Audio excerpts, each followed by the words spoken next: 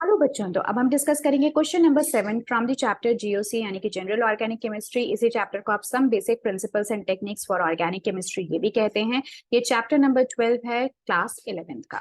तो यहाँ पे हम डिस्कस करने वाले हैं क्वेश्चन नंबर 7, जिसमें कि आपको गिवन है give the condensed and bond line structural formulas and identify the functional groups. ठीक है, कुछ यहाँ पे हम लोगों को एग्जांपल्स कुछ कंपाउंड्स दे रखे हैं ए, बी और सी। तो इन तीनों कंपाउंड्स में आपको एक तो कंडेंस्ड फॉर्मूला बताना है, एक इनका बॉन्ड लाइन स्ट्रक्चरल फॉर्मूला बताना है इनके नॉमेनक्लेचर को देखते हुए, और साथ में पहचानना है कि इनके अंदर कौन सा फंक्शनल ग्रुप है। तो सबसे पहले हम लोग जो थर्ड क्वेश्चन है यानी कि फंक्शनल ग्रुप से ही स्टार्ट करते हैं।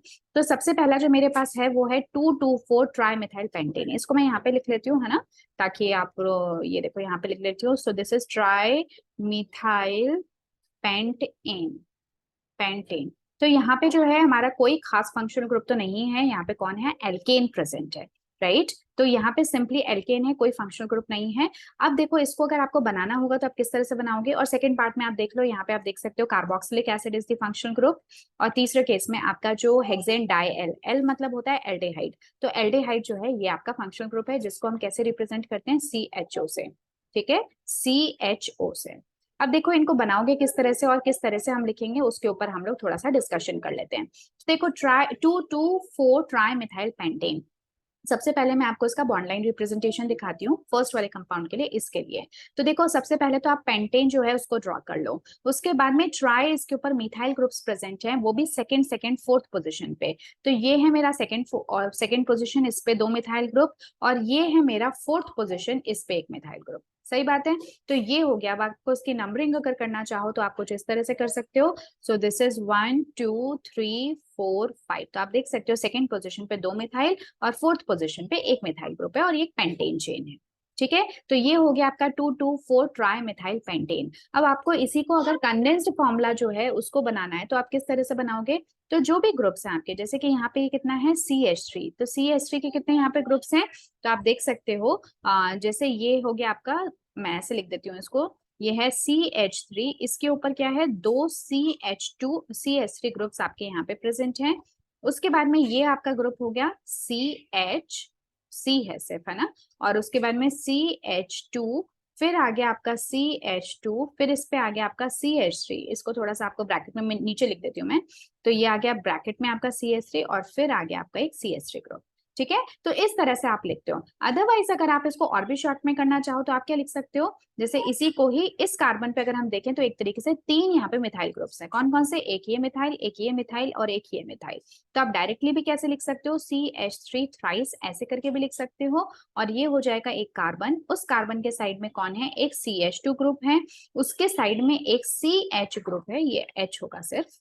ठीक है, CH ग्रुप है और जिसके ऊपर 2 CH3 ग्रुप्स हैं। तो अब मैं क्या कर सकती हूँ, इसको ट्वाइस लिख सकती हूँ कुछ इस तरह से। ठीक है, तो ये एक तरीका है जो कि आप यूज कर सकते हो कंडेंस्ड फॉर्मूला को बताने के लिए, but the most important is bond line formula आप लोगों को आना चाहिए। नेक्स्ट जो हमारा है वो है 2 hydroxy 1,2,3 propane tri carboxylic acid. तो जैसे कि हम ऑलरेडी देख चुके हैं कि यहाँ पे कार्बोक्सिलिक एसिड जो है ये हमारा मेन फंक्शनल ग्रुप है। जो कार्बन चेन होगी उसके अंदर कितने होंगे, 3 कार्बन प्रेजेंट होंगे, जिसमें कि पहली, दूसरी और तीसरी तीनों ही पोजीशन पे कार्बोक्सिलिक एसिड है, और जो सेकेंड पोजीशन है उस पे हाइड्रोक्सी यानी कि OH ग्रुप है। ठीक है, अब आई थिंक ये आप लोगों को समझ में आ जाएगा कि इसको किस तरह से परफॉर्म करना है। तो देखो सबसे पहले तो आप क्या करोगे, जो प्रोपेन है उसको ड्रॉ कर लो। तो ये मैंने 3 कार्बन की चेन बना ली। ठीक है, जिसमें कि 1 2 और 3 तीनों ही पोजीशन पे कार्बोक्सिलिक एसिड है। तो यहाँ पे मैंने बना दिया क्या, अब क्योंकि कार्बोक्सिलिक एसिड जो है ना उसका कार्बन जो है ऑब्वियसली आप चूज नहीं करोगे, फर्स्ट कार्बन के ऊपर कार्बोक्सिलिक है, तो आप इसको इस तरह से ड्रॉ करोगे। इसको आपने ड्रॉ किया COOH, और इसको आपने ड्रॉ किया COOH, इस तरह से। ठीक है, अब सेकेंड पोजीशन जो है उसके ऊपर अल्कोहलिक ग्रुप भी है, तो आपने इसको इस तरह से ड्रॉ कर दिया। अब अगर इसकी नंबरिंग अगर हमें करनी होगी तो हम कैसे करेंगे, कहीं से भी कर लो क्योंकि ये सिमेट्रिक है, तो 1 2 3 आप कहीं से भी कर सकते हो।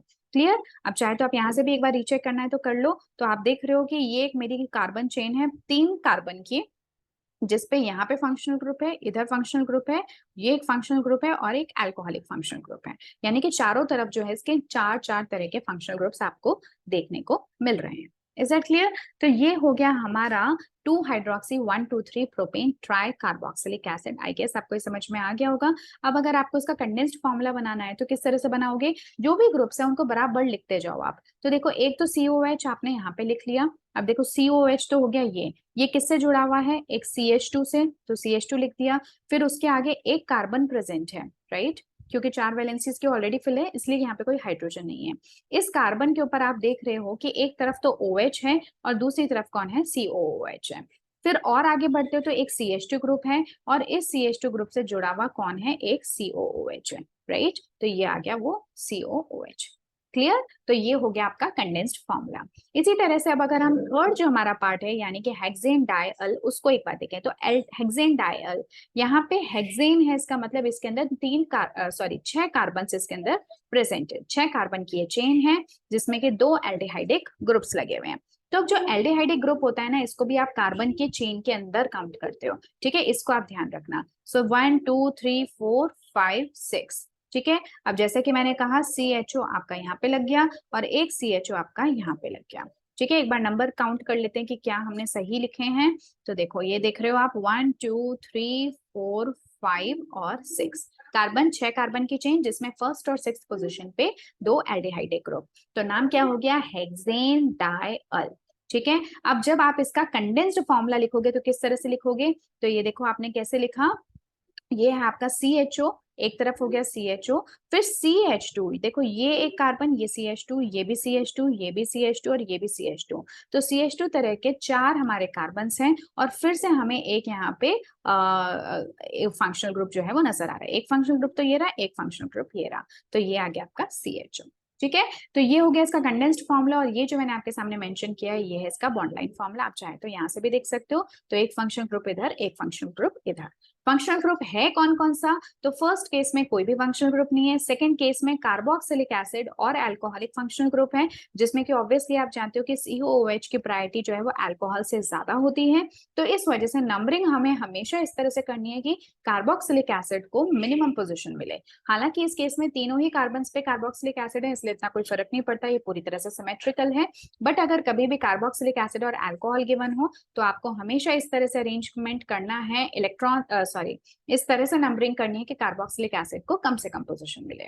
और तीसरे केस में आप देख ही रहे हो एल्डिहाइड यानी कि जो CHO ये वाला फंक्शनल ग्रुप प्रेजेंट है। क्लियर? तो ये हो गया हमारा question number 7। That's all for this question. अब नेक्स्ट क्लास में हम लोग नए क्वेश्चन नंबर 8 को डिस्कस करेंगे। तब तक के लिए आप लोग इसी तरह से नॉमेनक्लेचर को, स्ट्रक्चर्स को और इन सब के आइसोमर्स को इसी तरह से प्रैक्टिस करते रहिए। और अभी आगे आने वाले क्वेश्चन में हम इसको और ज्यादा डिटेल में एक स्टेप और आगे लेके चलेंगे। क्लियर? चलो तो मिलते हैं फिर अगली क्लास में। Till then take care and good bye.